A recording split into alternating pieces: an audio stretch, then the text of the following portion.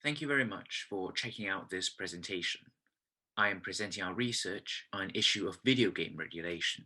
In particular, this is the regulation of a potentially harmful quasi-gambling randomized monetization method found in video games, commonly known as loot boxes.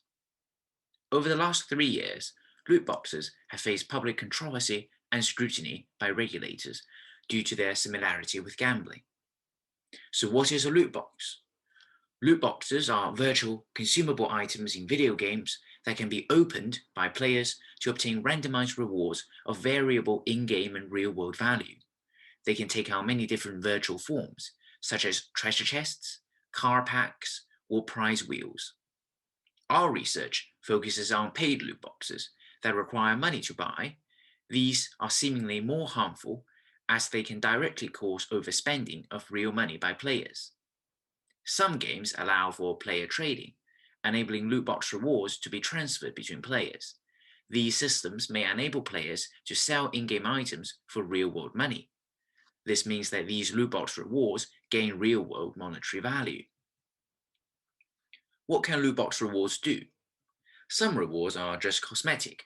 For example, they may make your sword glow green or give you gold rather than silver armor without any increase in power. Other rewards actually influence gameplay. For example, they could unlock additional content or give the player a competitive advantage over other players, such as more powerful weapons. This means that players who paid for loot boxes can become stronger than other players, thus encouraging these other players to also buy loot boxes so that they can compete on a more equal footing. This may create a stronger incentive to buy loot boxes which give a competitive advantage than those which are merely cosmetic. How much do people spend on loot boxes? We don't have conclusive data on loot box spending because this data is held by game companies and they don't release their loot box sales data to the public. However, estimates have been made. Total global loot box related spending has been estimated to be around 30 billion US dollars in 2018. This is expected to rise to $50 billion in 2022. Player trading of in-game items is also significant, with the virtual items of just 3 Steam games having been transacted 1.45 billion times with an aggregated value of over 1 billion US dollars. Extreme cases of individual players' loot box spending have been reported in mainstream media, such as one UK player spending nearly £700 in 1 month. Another player spent over 10,000 US dollars in just 2 years on the loot boxes of one single game. The BBC also reported in 2019 on a case where 4 children spent nearly £550 of their father's money on loot boxes without permission and still didn't get the rare item they were after. What are the potential harms of loot boxes? The first potential harm of loot boxes is their structural similarities to gambling. They both involve the player or gambler paying an amount of money with the hope of obtaining more money or something more valuable through a randomized process. Secondly, empirical evidence has consistently established that there is a relationship between loot box spending and problem gambling severity. Specifically, that the more severe that a participant's problem gambling was, the more money they spent on loot boxes. I note, however, that we do not yet know if loot boxes cause people to become problem gamblers, or if people who are already problem gamblers are more likely to spend a lot of money on loot boxes. Thirdly, loot boxes may abuse our natural, irrational decision-making biases, causing players to spend more money than they had originally intended. These decision-making biases have been experimentally demonstrated to cause overspending in the context of gambling, and so may also be applicable to the loot box context. Some research on loot box prevalence has already been conducted. Loot boxes have become prevalent across all major gaming platforms. 46.2% of video game players have reported buying loot boxes. We are particularly concerned about children and other vulnerable groups being exposed to loot boxes. The UK Gambling Commission has found that 22.9% of UK 11 to 16-year-olds have paid for loot boxes. Regulators around the world are considering whether or not to regulate loot boxes because of their potential harms and because of how easily children can have access to them. This is why the regulation of loot boxes is a global consumer protection challenge. Our research sought to contribute to the swift resolution of this issue. We conducted our research because, firstly, loot box prevalence research so far has focused only on Western countries. The situation in non-Western countries is not known. To address a global challenge affecting many different countries, it is necessary to be informed by perspectives from different countries. Further, the effectiveness of the very few attempts to regulate loot boxes has never been empirically assessed. Such assessments are necessary to guide further regulation to ensure effective consumer protection.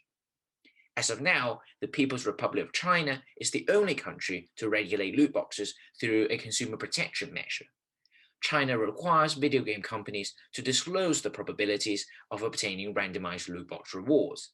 Assessing how effective this measure is will help to resolve this global challenge because measures found to be effective in one country can be recommended for adoption in other countries. Here are two screenshots to demonstrate what loot box probability disclosure means. In the example on the left, you can see that if we bought this loot box, we would have a 5% chance of obtaining an item of 5-star rarity. In the example on the right, you can see probabilities disclosed for specific items. For example, a player has a 1% chance of obtaining Mario. Probability disclosure regulations have precedents in gambling law, such as here in the UK.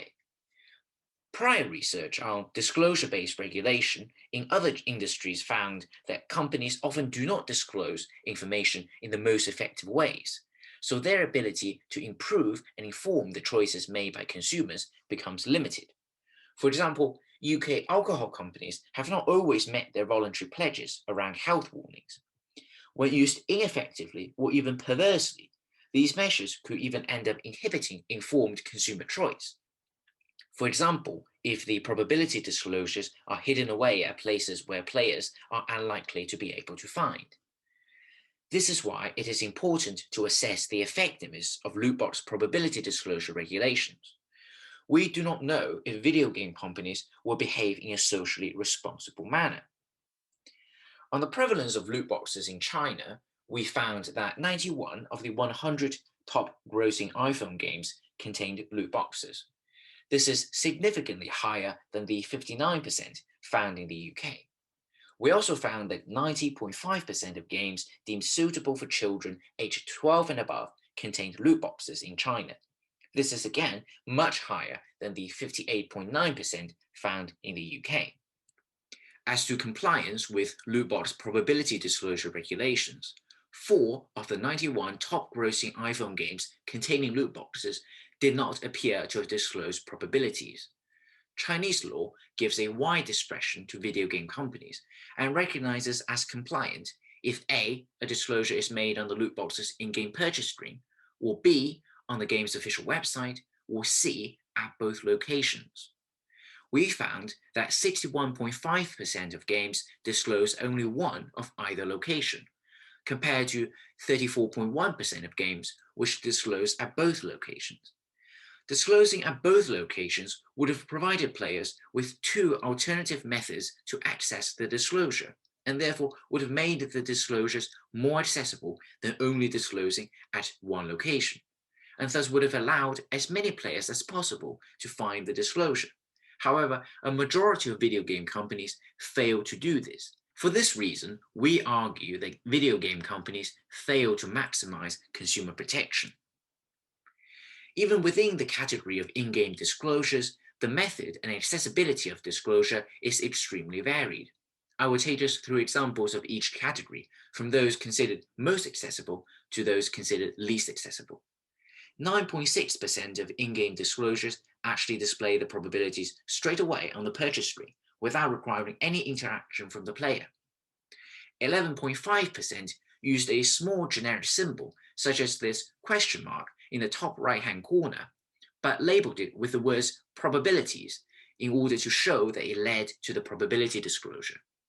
55.8%, the majority, also used a small generic symbol, such as this I standing for information in the bottom right-hand corner, or this question mark in the top left corner, which the player taps and then the probabilities are shown.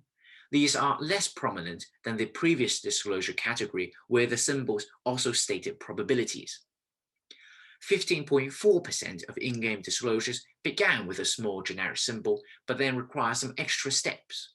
This game, for example, requires the player to follow multiple hyperlinks and to do some scrolling to access the disclosure.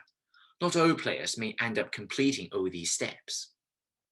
5.8% of in-game disclosures were accessed through a graphic element on the purchase screen that is not seemingly interactable.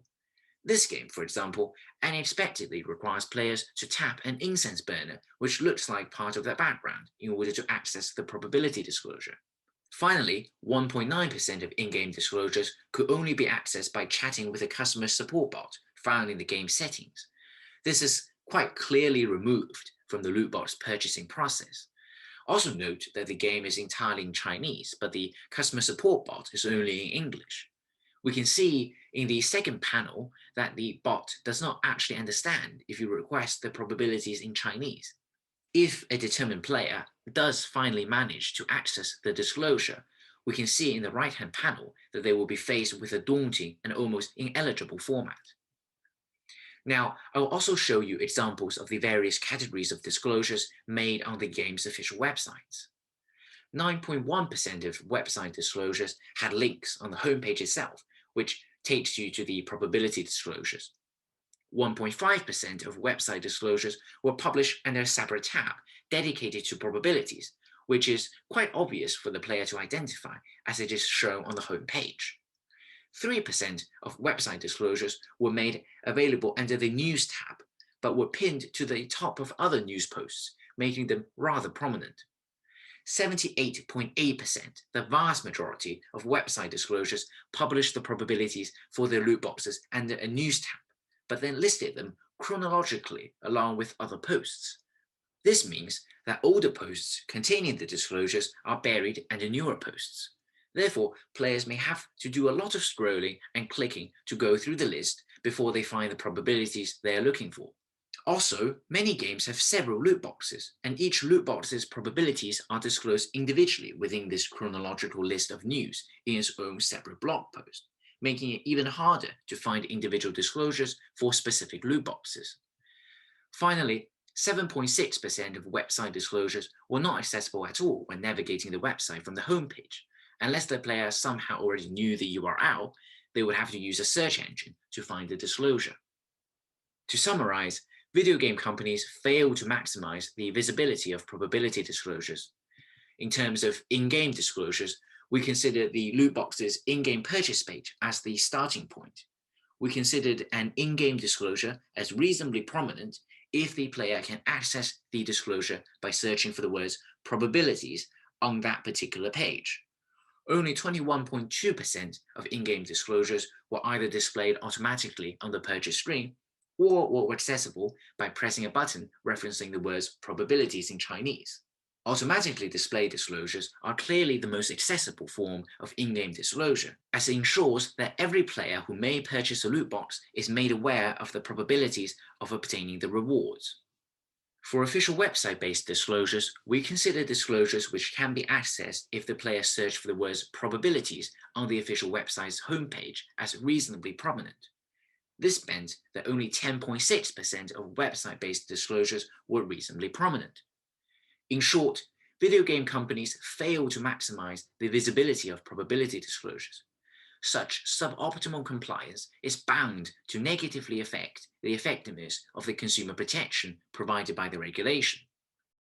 In conclusion, it is clear that loot boxes are very prevalent in China, even more so than in Western countries. This means that the loot box situation in different countries may be vastly different and should be studied separately. Overgeneralization will not be helpful. Secondly, we found that only a minority of loot box probability disclosures were reasonably prominent. Our recommendation is that legal regulation and/or self-regulation by the video game industry targeting loot boxes should require specific formats of uniform and prominent probability disclosures in order to ensure maximum consumer protection. Thank you very much for listening. I'll be happy to take any questions during the Q&A session. If you have any further questions, please do get in touch with me using any of these methods. Thank you very much. Please have a nice day.